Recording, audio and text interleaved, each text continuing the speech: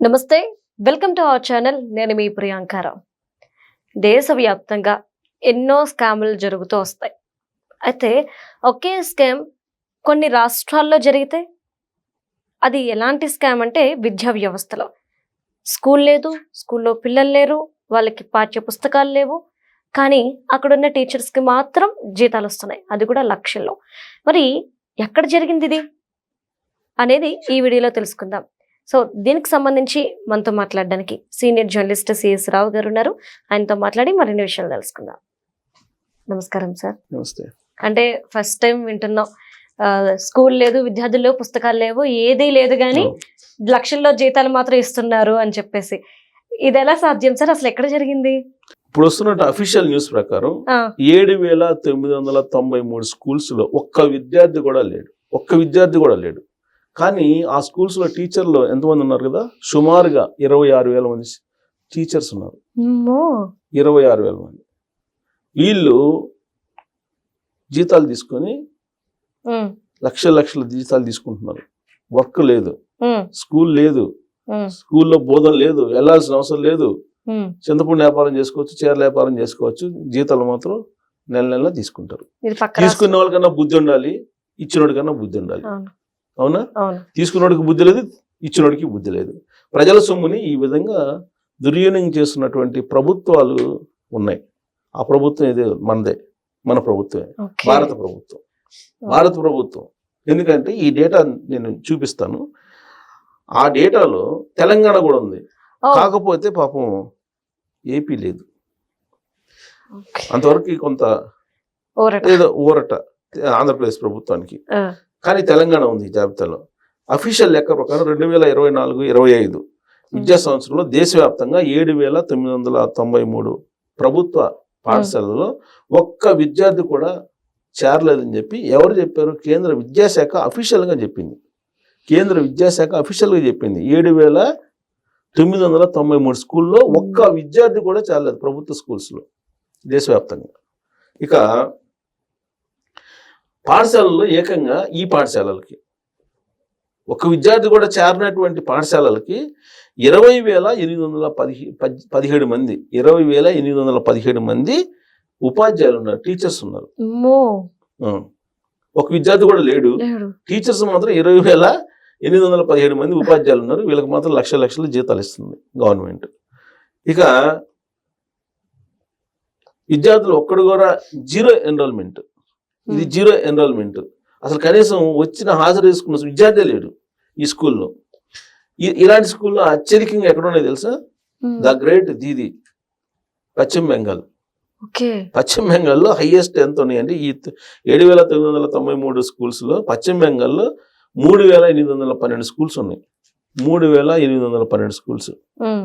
అసలు నాకు తెలిసినంత వరకు, నాకు గుర్తున్నందుకు 25,000 మంది టీచర్స్ ని తీసేసింది ఆవిడ.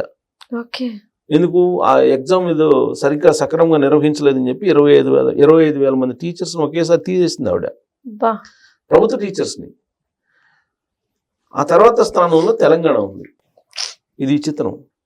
ఇది ఒక్క విద్యార్థులు కూడా చేరినటువంటి స్కూల్స్ జాబితాలో ఫస్ట్ పశ్చిమ బెంగాల్, రెండోది మన తెలంగాణలో 2,245 స్కూల్స్ లో ఎన్రోల్మెంట్లే లేవు.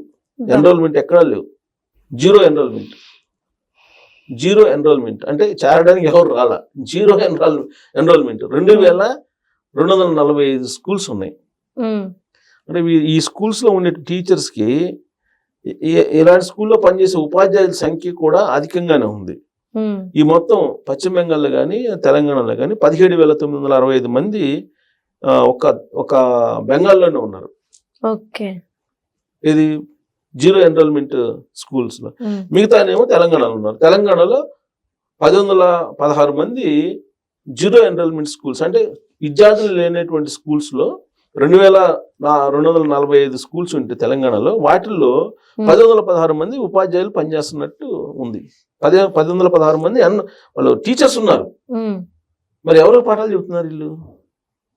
విద్యార్థులు లేరు, మరి ఎవరికి పాఠాలు చెబుతున్నారు? ఈ 1,116 మంది. 1,116 మంది లక్షల జీతాలు తీసుకుంటున్నారుగా. ఇప్పుడు బయటకు వచ్చింది కేంద్ర విద్యాశాఖ చెప్తే. మరి ఎట్లా తీసుకున్న వాళ్ళకన్నా బుద్ధి ఉండాలి, ఇచ్చిన వాళ్ళకన్నా బుద్ధి ఉండాలి కదా. ప్రజల సొమ్ము కదా.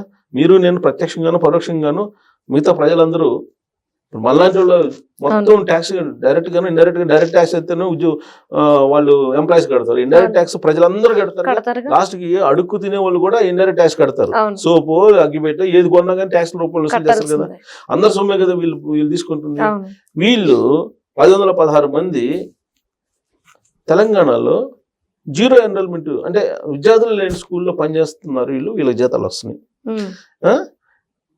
విద్యార్థులు చేరనటువంటి స్కూల్లో తెలంగాణ తర్వాత స్థానాల్లో వరుసగా, అంటే ఫస్ట్ పశ్చిమ బెంగాల్, తర్వాత తెలంగాణ, తర్వాత అసలు స్కూల్లో చేరటానికి ఇష్టపడినటువంటి హర్యానా నెక్స్ట్ 3rd ర్యాంకులో, తర్వాత మహారాష్ట్ర, గోవా, అసోం, హిమాచల్ ప్రదేశ్, ఛత్తీస్గఢ్, నాగాలాండ్, సిక్కిం, త్రిపుర ఉన్నాయి.